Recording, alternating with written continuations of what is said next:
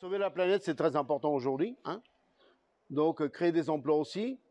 Puis bon, puis on est fiers parce on est les premiers en France, en Europe, puis au monde à faire le premier car rétrofité.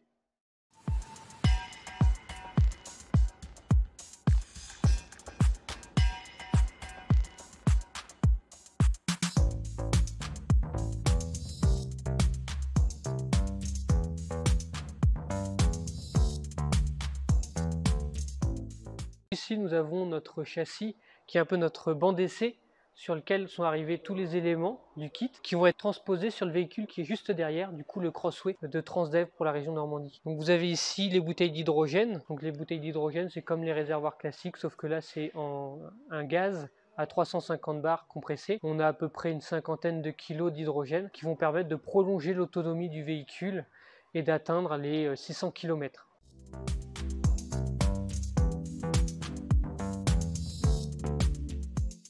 Ici, vous avez la pile à combustible qui va convertir l'hydrogène avec de l'air en électricité et un peu de vapeur.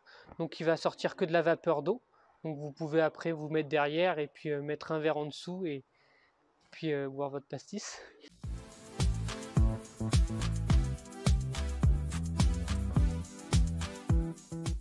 Donc ici vous avez le moteur électrique, donc c'est un moteur de 350 kW qui va permettre justement de déplacer le véhicule, qui est alimenté par les batteries et la pile à combustible. Tous les éléments électriques vont être montés à l'arrière du Crossway du véhicule et tous les éléments qui sont de partie hydrogène, donc la pile à combustible et les réservoirs, vont être installés sur le toit du véhicule, après bien sûr un renforcement de la structure.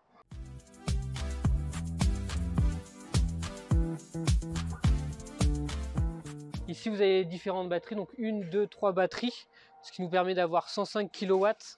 Les différents boîtiers électroniques qui vont gérer la haute tension et la basse tension dans le véhicule. Avec à l'intérieur de cette petite cage-là, on va avoir tous les boîtiers électroniques qui vont gérer chacun des composants. Donc il va y avoir des boîtiers pour la partie pneumatique, tout ce qui est freinage, suspension et la partie des portes aussi. Il va y avoir la partie électronique, donc ça va être le tableau de bord et toute l'interaction avec les différents boîtiers pour la commande des portes et des différents éléments à l'intérieur du véhicule.